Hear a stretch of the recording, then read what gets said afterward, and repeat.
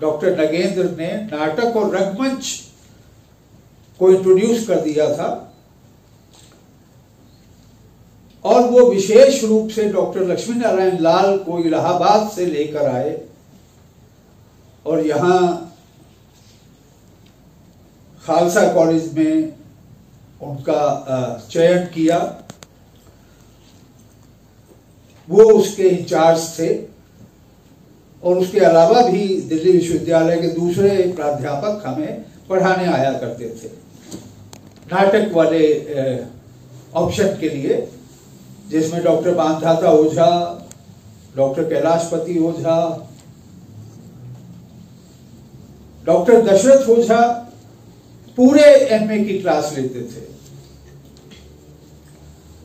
और आप जाहिर है आज भी शायद मैं सुनता हूं कि वो संख्या घटी नहीं है, 120-25 लोग हिंदी एमए में होते थे, और उसमें से हम लड़कों की संख्या तो मुश्किल से 15-20 थी, और 100 से ऊपर हमारे साथ लड़कियां होती थी। तो भरा पूरा एक बड़ा कमरा। और डॉक्टर दशरथ ओझा, अब आप लोगों की पीढ़ी ने तो ना उनको देखा है और ना उनसे आपको पढ़ने का सौभाग्य मिला है। बहुत ही दुबले पतले और बहुत ही छोटे हाइट के, अगर राजनीति से किसी ऐसे नेता का नाम लेना हो तो लाल बहादुर शास्त्री जैसा व्यक्तित्व मेरी आंखों के सामने जीवित हो उठता है। और बहुत ही धीरे धीरे बोलने वाले चंद्रगुप्त जैसा नाटक, जो कि अपने आप में ही बहुत लेंथी नाटक है, 250-300 या हो सकता है उससे भी ज्यादा पेजेस हों, और खड़े होकर पढ़ाते थे हमेशा। अटेंडेंस लेने तक जरूर रजिस्टर, बहुत बड़ा रजिस्टर भी होता था, क्योंकि 100-125 लोगों के नाम, उसको पूरा करने के बाद वो सामने आकर इसी तरह की हाइट के आगे ये जो गैप है यहां पर खड़े हो जाते थे, और हाथ में चंद्रगुप्त है, और हर संवाद को खुद पढ़ना है। आज तो शायद पद्धति बदल गई होगी, जो भी नाटक पढ़ाने वाले प्राध्यापक होंगे शायद वो क्लास के दूसरे लोगों को उसमें इन्वॉल्व करते हों, अलग अलग पात्रों में संवादों का बंटवारा करके। लेकिन डॉक्टर ओझा, आप सोचिए कितने धैर्य की जरूरत होती है, कितनी एनर्जी चाहिए, कितनी स्ट्रेंथ चाहिए, एक एक संवाद फिर उसको एक्सप्लेन करना, और मुश्किल से 45 मिनट या 1 घंटे की क्लास होती थी। और आप सोचिए कि चंद्रगुप्त जैसे नाटक को पूरा पहले पृष्ठ से लेकर अंतिम पृष्ठ तक पढ़ाने में कितना समय लगा होगा, मुझे अब याद नहीं ठीक से, लेकिन 3-4-5 महीने का समय जरूर लगा होगा, क्योंकि रोज क्लास होता भी नहीं था। शायद वो तब तक विभाग में शिफ्ट नहीं हुए थे, हिंदू कॉलेज में ही पढ़ा रहे थे, और वहां से उस तरह से प्राध्यापक आया करते थे, और हो सकता है कि विभाग में भी आ गए हों, अभी मुझे ध्यान नहीं आ रहा है। मुझे बहुत आश्चर्य होता है कि हम जो साहित्य के विद्यार्थी हैं, मेरा भी पहला पैशन साहित्य था। अगर मैं रंगमंच में ना गया होता, और रंगमंच भी साहित्य का ही हिस्सा है, एक उसका एक्सटेंडेड वर्जन है कि हम जब उसको टेक्स्ट बुक से मंच तक लेकर जाते हैं तो वो रंगमंच में तब्दील हो जाता है। हम लोगों का रिश्ता साहित्य से बना हुआ है। जितने उपन्यास हैं, जितनी कहानियां हैं, जितनी आत्मकथाएं हैं, जितना भी कुछ लिखा गया है, कोशिश करते हैं कि उसको पढ़ें, क्योंकि कहां से चुनेंगे हम अपने करने के लिए। नाटक तो नहीं लिखे जाएंगे, तो नाटक जब तक नहीं लिखे जाएंगे क्या इंतजार किया जाए। लेकिन हमारे साहित्य का विद्यार्थी रंगमंच को तो छोड़ ही दीजिए, क्योंकि 50 साल मुझे राष्ट्रीय नाट्य विद्यालय से बाहर आए हुए हो गए, और उसमें से 3 बरस 5 साल यूनिवर्सिटी के आप रख लीजिए, तो 55 बरस में मुझे नहीं लगता कि हिंदी के छात्र या साहित्य के छात्र कभी भी वहां पर नाटक देखने के लिए पहुंचे हों। वो भी कभी कभार ऐसा कोई नाटक आ जाए जो उनके टेक्स्ट में लगा हुआ है, तो वो जरूर दिखाई पड़ जाएंगे। काफी साल पहले दिल्ली विश्वविद्यालय में अंग्रेजी ऑनर्स का सिलेबस ड्रास्टिकली चेंज हुआ। विंडो ऑन इंडियन लिटरेचर उसका एक कोई पेपर होता था, जिसमें घासीराम कोतवाल जैसा नाटक टेक्स्ट में लगा हुआ है, आधे अधूरे जैसा नाटक अंग्रेजी ऑनर्स में टेक्स्ट में लगा हुआ है, और इसमें चुगताई की कहानियां टेक्स्ट में लगी हुई है। इस तरह से एक विंडो ऑन इंडियन लिटरेचर करके वहां से मुझे दिखाई देना शुरू हुआ कि किस तरह से दिल्ली विश्वविद्यालय का छात्र नाटकों को देखने के लिए बहुत बड़ी संख्या में उनका आना शुरू हुआ। ये अच्छा लगा। क्यों? टेक्स्ट बुक हम कितना भी क्लास में पढ़ लें, जब तक हम उसको साक्षात अपने सामने मंचित होते हुए नहीं देखेंगे, तब तक हमें उसकी आंतरिक जो जटिलताएं एक आलेख की होती हैं, उनसे कभी भी हमारा साक्षात मतलब हमारे अनुभव में से वो गुजर नहीं पाती पढ़ते हुए। तो डॉक्टर दशरथ ओझा भी 1994 में उनका देहांत हुआ, तो 28 साल उनको गए हुए हो गए। और मैं समझता हूं कि साहित्य के इतिहास से लगभग वो विस्मृत कर दिए गए हैं, जबकि इतना महत्वपूर्ण काम डॉक्टर दशरथ ओझा का है, हम लोग उनको पढ़ते हैं। क्यों? हमें भी तो रिसर्च की जरूरत है, फैक्ट्स की जरूरत है, सारी सूचनाओं की जरूरत है। पहला नाटकों पर अगर कोई महत्वपूर्ण शोध ग्रंथ, मैं 3 शोध ग्रंथ हमेशा अपने वहां के छात्रों को भी पढ़ने के लिए प्रोत्साहित करता हूं, और यहां के लिए भी वो उतने ही जरूरी हैं।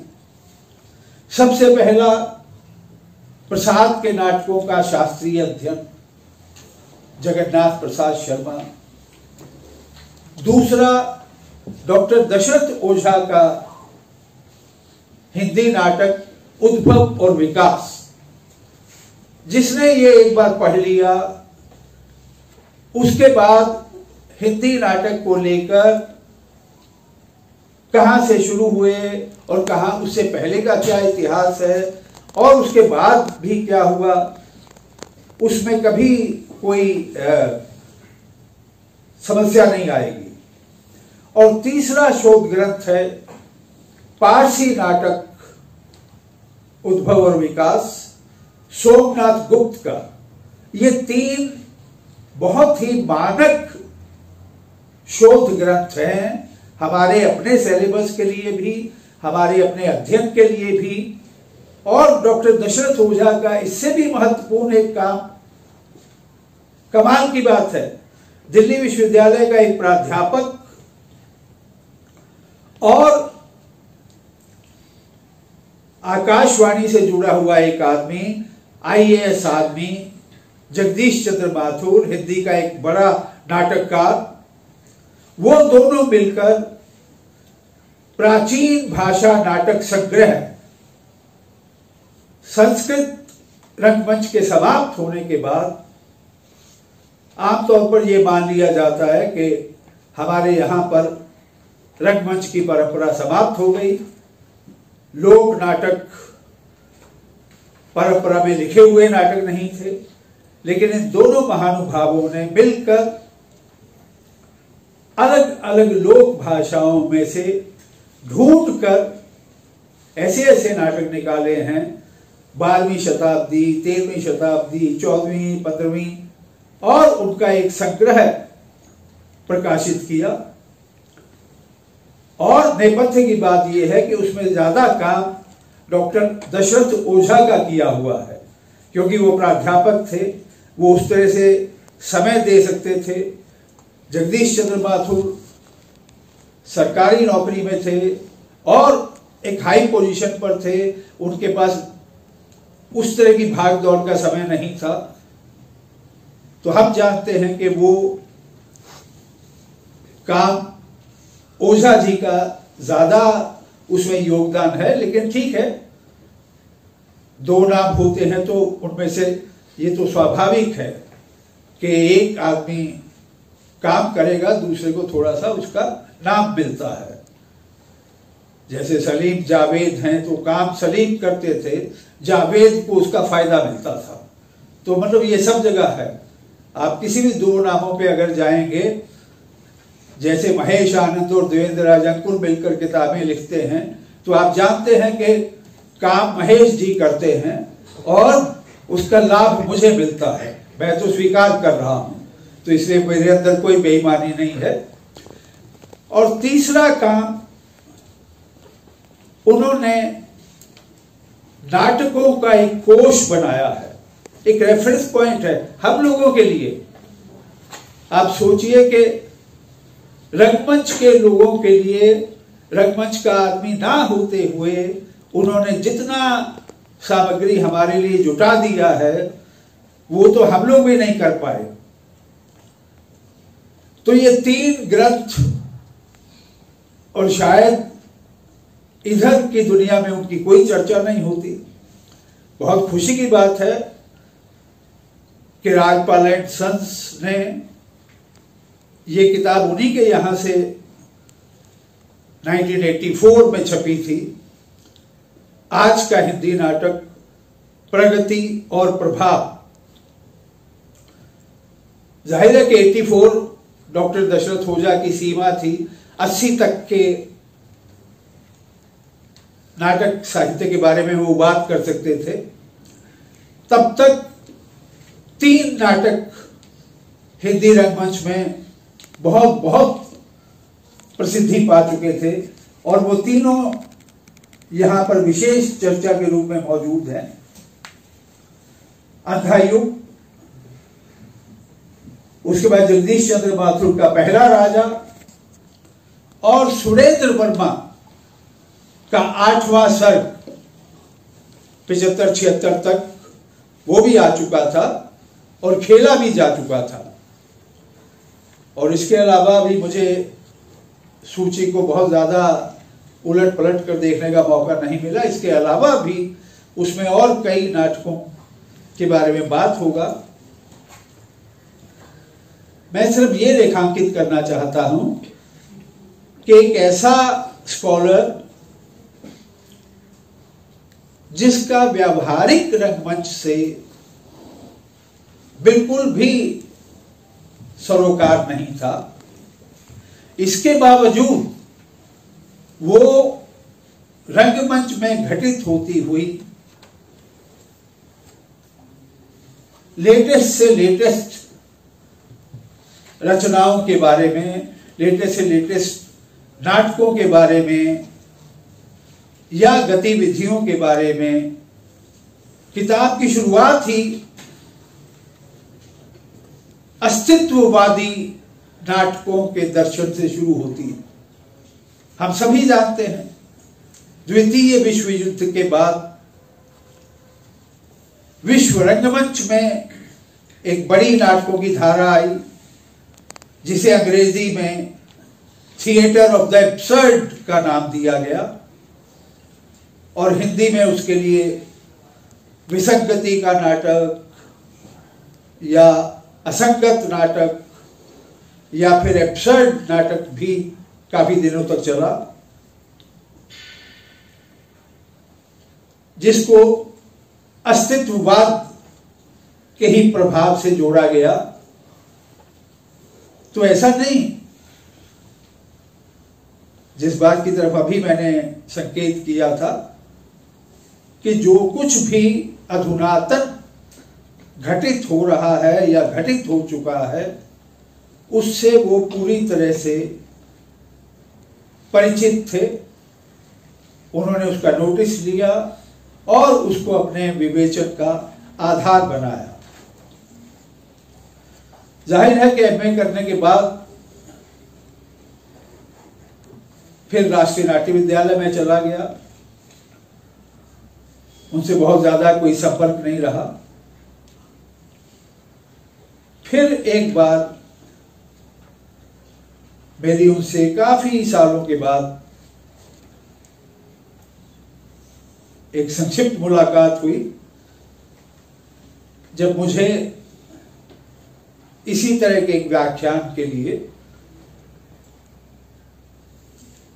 रंगमंच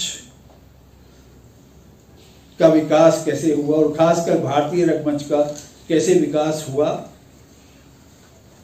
तो मुझे बड़ी खुशी हुई कि जिस प्राध्यापक से हम लोगों ने सीखा, 2 बरस तक हम लोग उनके सानिध्य में रहे, वो मुझे मतलब सुनने के लिए आया। अब मैं तो कोई ऐसा विद्वान नहीं हूं, लेकिन अंदर से आप बहुत मतलब गर्व से भर उठते हैं। अच्छा, ओझा जी आ गए तो चलो धन्य हो गया। तो ये एक ऐसा क्षण था, बहुत सालों का गैप था मतलब। तो ये ऐसे संबंध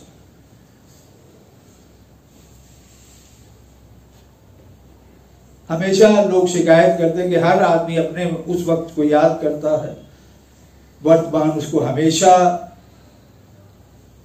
नकारात्मक लगता है। तो दोस्तों, इसमें कुछ हद तक सच्चाई भी है। क्यों? उस वक्त ये कुछ नहीं था, ना तो दूरदर्शन था, ना फिल्में थी, ना मोबाइल था। तो फिर आपका संपर्क सूत्र क्या था? आप थे या आपका एक्सटेंशन, आपका प्राध्यापक था, आपका परिवार था। तो जाहिर है वो वक्त हमेशा हमारी स्मृति में अंकित रहेगा। जिस तरह की ऊष्मा, जिस तरह की वार्मथ संबंधों की, मानवीय संबंधों की, वो इन सारे तकनीकी साधनों के चलते धीरे धीरे धीरे धीरे समाप्त हो रही है। आखिर क्यों याद कर रहे हैं? हिंदू कॉलेज के हिंदी विभाग और उसकी अभिरंग संस्था को डॉक्टर दशरथ ओझा को याद करने की जरूरत क्यों पड़ी? इसलिए पड़ी कि वो जो जीवंत व्यक्तित्व इस कॉलेज में हो चुके हैं, उनके वो प्रतिमान हैं। मैं तो कहूंगा कि हिंदू कॉलेज में और इतने बड़े बड़े रत्न इसी विभाग में होकर गुजर गए। डॉक्टर भरत सिंह उपाध्याय, हम लोगों ने उनको भी देखा है, हमने उनका भी क्लास अटेंड किया है और उनके साथ भी कुछ बैठने का मौका मिला है। फिर डॉक्टर ओझा के सुपुत्र, वो भी हमारे प्राध्यापक रहे, जिनका जिक्र रामेश्वर जी ने भी किया, डॉक्टर मानधाता ओझा। हिंदी में पहली बार पश्चिम के एक नाटककार को लेकर, हेनरिक इब्सन को लेकर, और हिंदी में उस तरह की धारा, बेशक लक्ष्मी नारायण मिश्र उस पर काफी नाटकों के माध्यम से काम कर रहे थे, कर चुके थे, लेकिन एक शोध ग्रंथ के रूप में तो डॉक्टर मानधाता ओझा का ये काम महत्वपूर्ण है। तो मुझे लगता है कि आज की पीढ़ी को दोबारा से इन सब का एक पुनरावलोकन करना चाहिए। पुनरावलोकन तो क्या कहेंगे, मतलब उनको पढ़ना चाहिए और उसमें से अपने लिए जो भी कुछ सार्थक है उसको जरूर समेटना चाहिए और स्वयं हम लोग हमेशा इस बात का इंतजार करते रहते हैं कि कोई दूसरा बाहर का व्यक्ति आकर काम करेगा। हम ही को शुरुआत कर देनी चाहिए कि एक मोनोग्राफ कम से कम इन सब बड़ी बड़ी पर्सनालिटीज के ऊपर 100 पेज का ही सही वो स्वयं प्रकाशित करना शुरू करें, क्योंकि कहीं से उसके लिए फंड आएगा और ये तभी होगा, उसका इंतजार करने से कोई फायदा नहीं। तो मैं बहुत बहुत आभारी हूं और इस बहाने मैं भी उस पुरानी दुनिया में चला गया। आज से 55-57 साल पुरानी बातों में, तो आप उससे अंदाजा लगा सकते हैं। आपके आयुष ने तो मुझे 1928 में पैदा हुआ बना दिया और क्योंकि वो जो डायस है ना वो गलत दिशा में रखा हुआ है।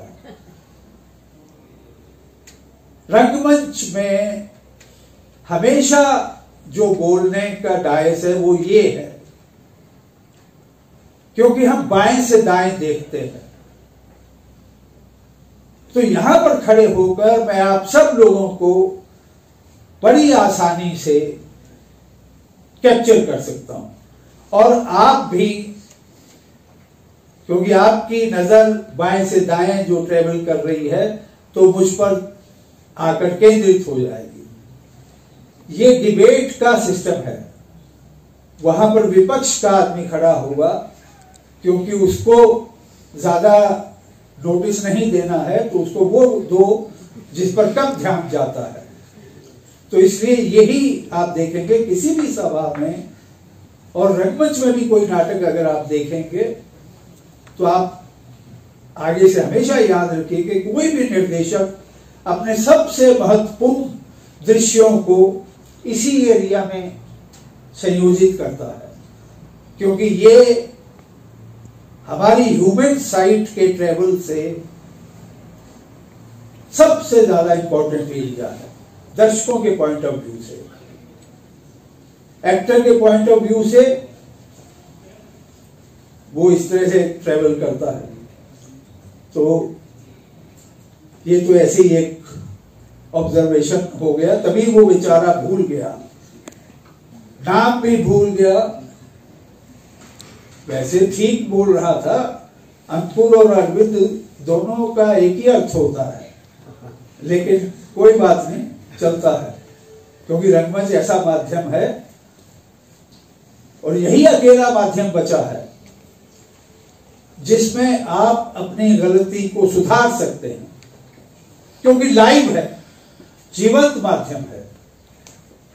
फिल्म एक बार बन गई, अब उसमें कुछ नहीं हो सकता अनलेस आप दोबारा से पूरी फिल्म को बनाएं। पुस्तक एक बार लिखी गई, उसमें कुछ नहीं हो सकता जब तक कि दूसरा एडिशन आए, और दूसरा एडिशन बहुत रेयरली छपता है। तो ये रंगमंच में ही है कि उसने तुरंत सुधार लिया और फिर दोबारा से शुरू किया। पहला नाटक भी हमारे यहां जब मंचित हुआ था, भरत मुनि के बारे में ऐसा मिथ्स है जो वो खुद ही सुनाता है कि पहले ही नाटक में गड़बड़ हो गया, इसीलिए नाटक को लोग जल्दी जल्दी क्यों नहीं आगे बढ़ाना चाहते, क्योंकि ये बहुत ही खतरनाक माध्यम है। अकेला ऐसा माध्यम है जो प्रतिरोध कर सकता है, और पहले नाटक में ही उत्पात मच गया। तो इसलिए कोई आश्चर्य नहीं है अगर आज आयुष मिश्र बेचारे गड़बड़ कर गए, तो मुझे वही पुरानी घटना याद आ गई। चलिए, मैं समझता हूं कि सब लोग भोजन का भी इंतजार कर रहे होंगे। आपका भी बहुत बहुत शुक्रिया कि आप लोग इतनी देर तक बैठे रहे, क्योंकि ऐसा समय रख दिया पल्लव ने 1 बजे, मतलब नरसिंह अवतार के लिए जो समय फिक्स किया गया कि ना तो सांझ होगी, ना रात होगी, ना सुबह होगी, ना शाम होगी, ना घर के अंदर होगा, ना घर के बाहर होगा। तो 1 बजे का समय ऐसा है कि ना तो आप खाना खा के आए हो सकते हैं और ना खाना खा पाएंगे, क्योंकि उनको पक्का विश्वास था खाना खाने के बाद सब लोग सो जाएंगे। तो कौन दशरथ हो जाए और कौन देवेंद्र राज। तो इसलिए भूखे पेट की एनर्जी और ज्यादा मिलेगी, तो अच्छे से बोलना भी होता है। तो मैं समझता हूं कि इस आत्मिक नोट पर मैं समाप्त करता हूं, क्योंकि मैं कितना भी आइसोलेशन में बोलता जाऊं, आप में से किसी ने भी उनको देखा नहीं है। तो ये एक बहुत गड़बड़ हो जाता है। मैं तो कह सकता हूं ना कि हमने भी एक कोई वो फेमस उक्ति भी है कि हमने भी उसको देखा था, ऐसे फिराक गोरखपुरी को हमने भी देखा। तो मैं भी कह सकता हूं कि मैंने उनको भी देखा है, और डॉक्टर दशरथ ओझा को भी देखा है। अब आप भी कह सकते हैं आगे कि हमने भी इस आदमी को देखा था। तो चलिए, बहुत बहुत धन्यवाद।